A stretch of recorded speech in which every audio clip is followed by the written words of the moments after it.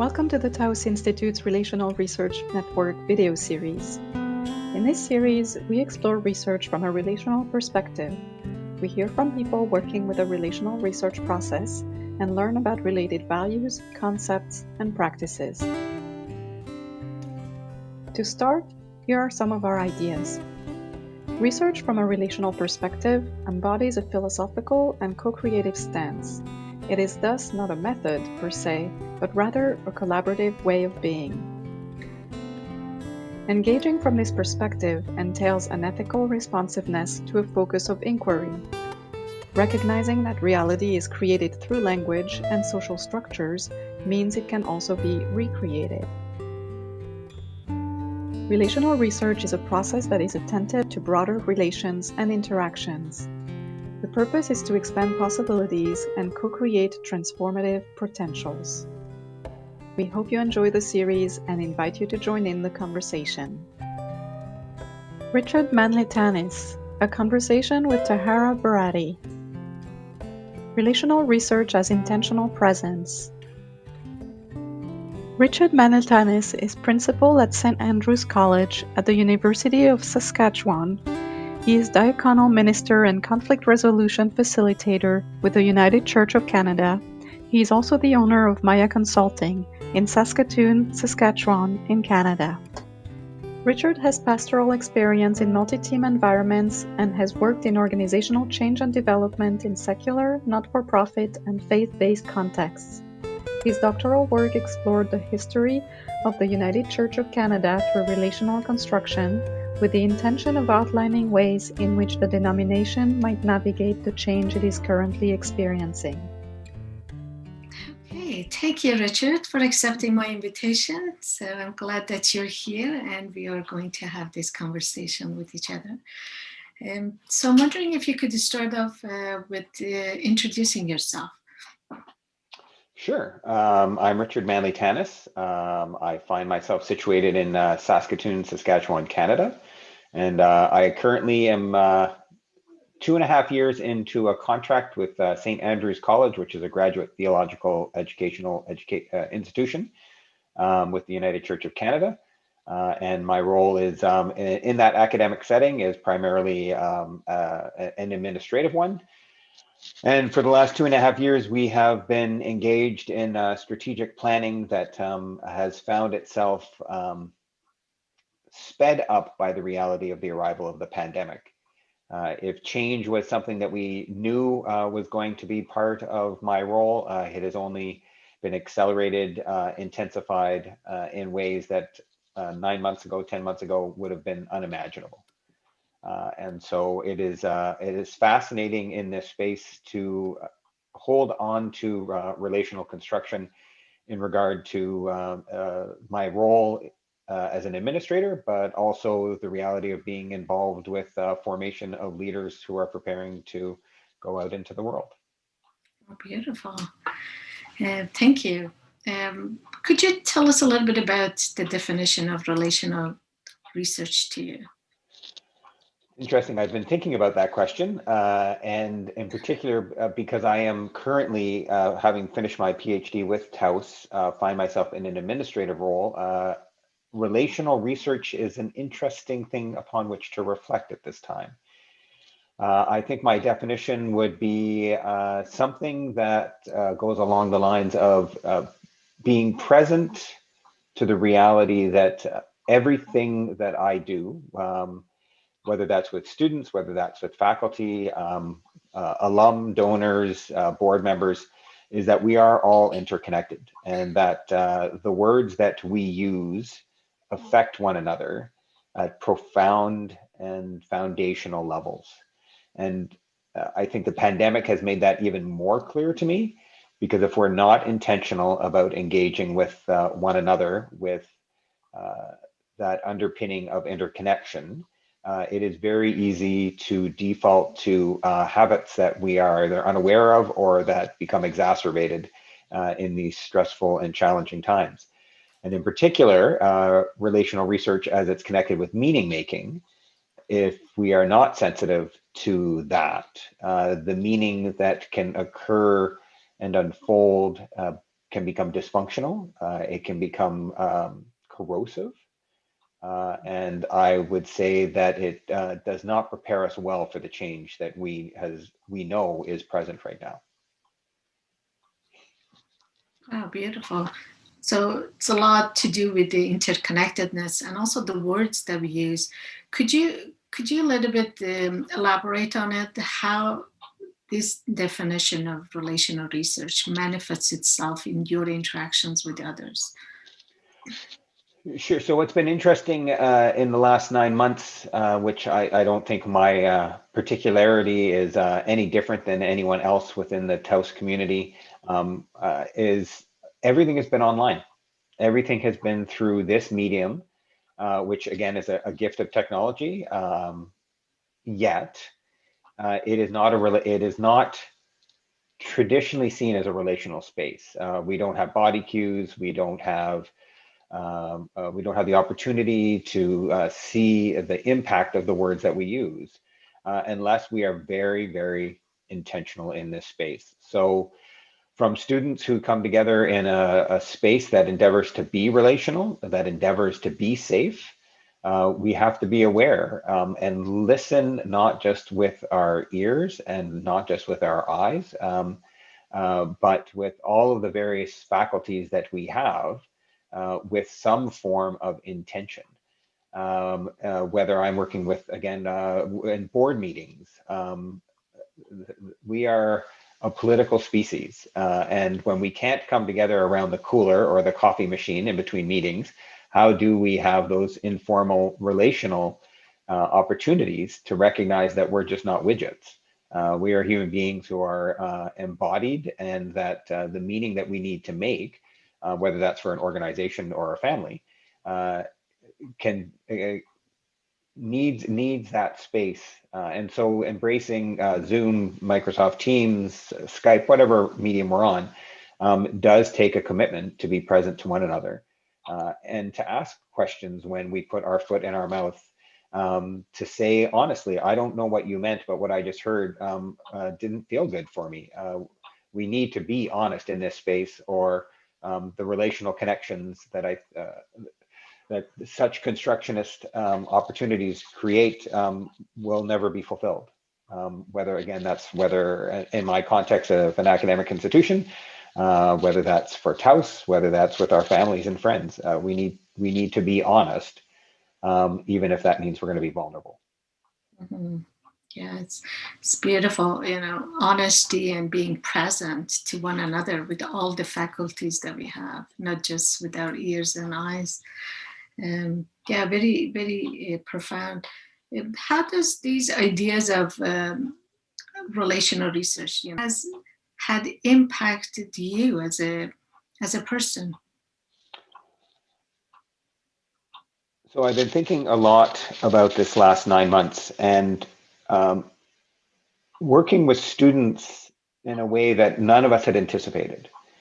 Within 48 hours, the faculty at the college were online in a way that was amazing.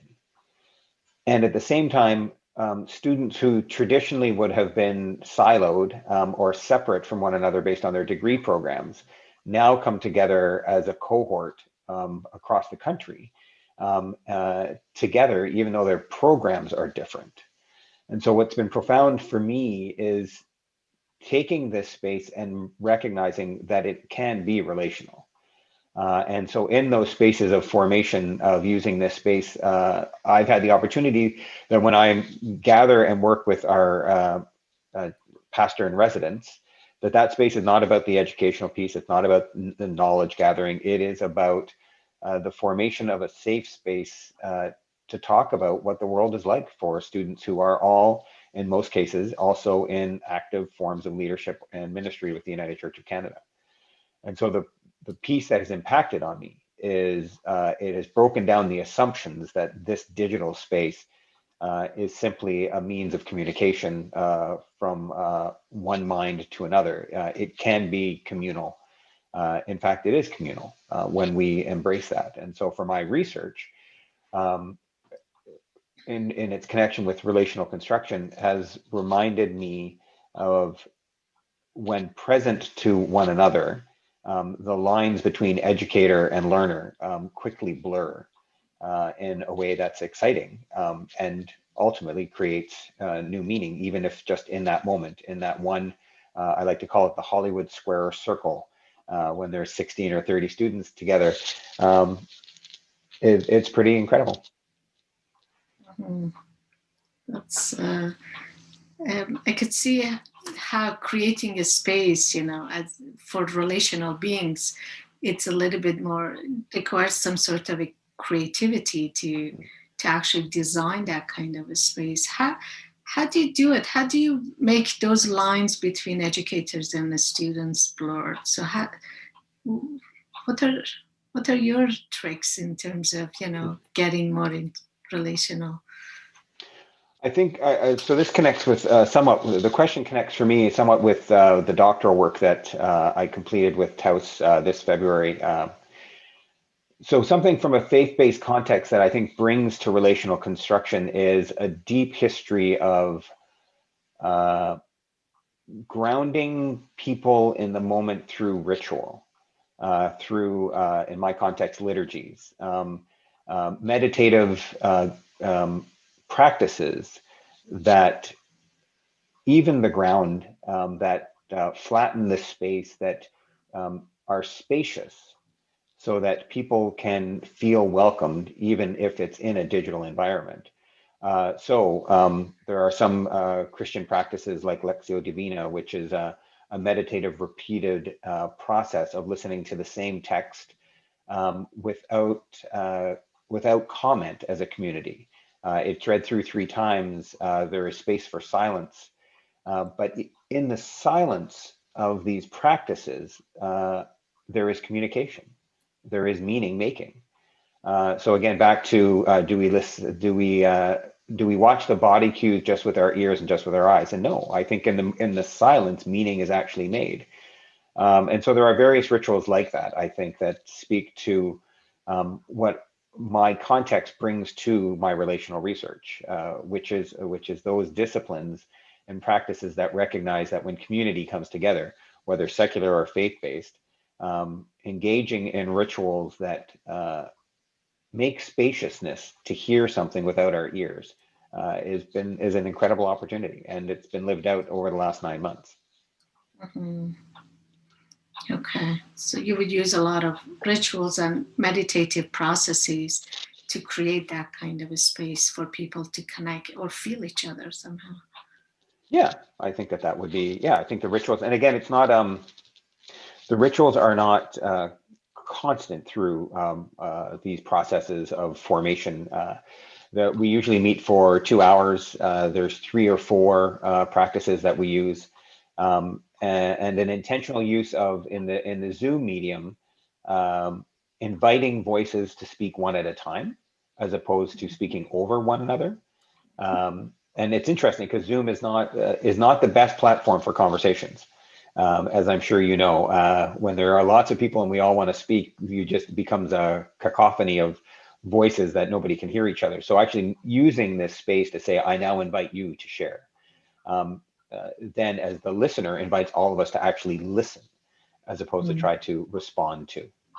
Mm-hmm. For me, that again, so back to relational research and the underpinnings of the construction underneath it, I do think that this time has made clear, regardless of whether one is aware of what construction is, if we are engaging in this medium, we have to be intentional, or we can't function. We won't be able to function. Again, institutionals, government, families, if we don't listen in these environments very quickly, the kind of meaning we make is not healthy. Yeah, yeah.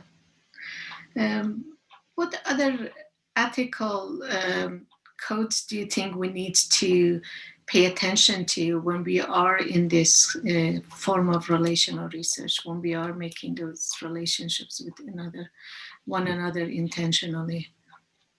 That's a great question. I think being aware, I think the aspiration of relational research that tries to make space for us to hear new things also needs to acknowledge power. We need to acknowledge that there are differentials depending on the context. So obviously mine, so using the student example, is very different than my relationship when I'm meeting with my board of regents or when I'm meeting with faculty. And I think those dynamics need to actually be named as a commitment to ethical engagement with one another. How that gets named, I think, depends on one's context. But what's become clear to me, again, in this environment where relational construction becomes operative, has to become operative, is how do we name the multiple hats that we wear? Again, with family, organizations, institutions, governments, how do we name those hats in this space in a way that doesn't silence one another, but recognizes we all have different roles and responsibilities? And I think that's an ethical commitment that then lays the ground for good communication. Mm. Okay, so kind of being more mindful of all the voices and make room for those voices to be heard, through that intentionally creating a space for the conversation, right? Yeah, and yeah, so reflecting on that is the piece. So coming out of my doctoral work is the last part of my project is a workshop based on appreciative inquiry using various Christian traditions of lament and witnessing to supplement appreciative inquiry.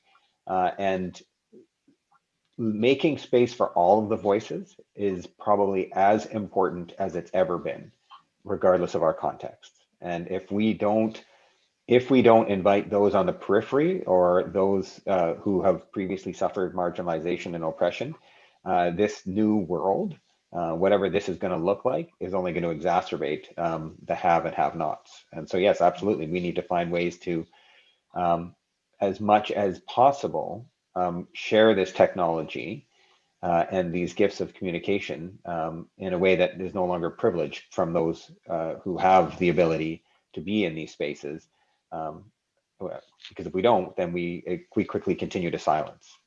Mm-hmm. Yeah. Or somehow, be aware of those who are not present in this space, and somehow be mindful of it, or bring their voices into this. Yeah, for sure.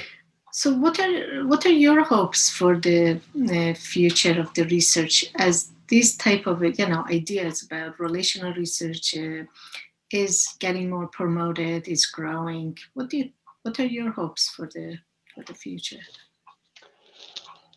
I don't know. I don't know what the future is going to look like anymore. When we started this, before we started recording, you asked me how things have been, and I said humbling. If there is any one constant thing of the waves of change that COVID is bringing, is being open to what is emergent as opposed to anticipating. And that doesn't mean we don't dream. That doesn't mean we don't imagine. So I guess in that larger narrative of what possibilities look like, I think if we're intentional in this space, I think that we will be able to invite one another to be more creative and more generative than we would previously. One of the pieces that's been constant across my academic context is all of these conferences that traditionally would occur in the academy usually would be global. People would have to have privilege to travel. They'd have to have privilege to take the time. And there was a whole bunch of reminders of who has and who does not have.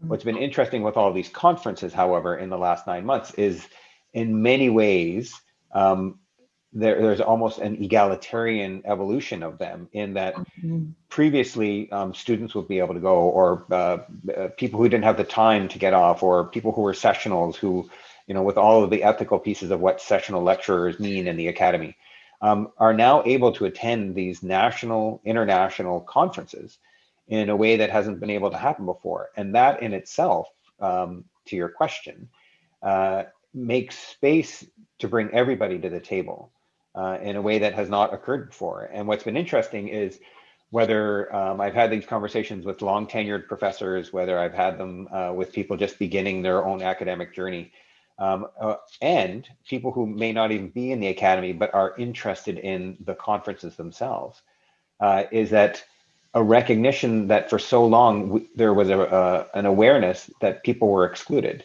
but there was no, there did not seem to be a way to broaden the invitation. And so what I hope is that these relational practices, relational research, and does not forget the learnings of the last 9 months, regardless of what the world looks like after a vaccine.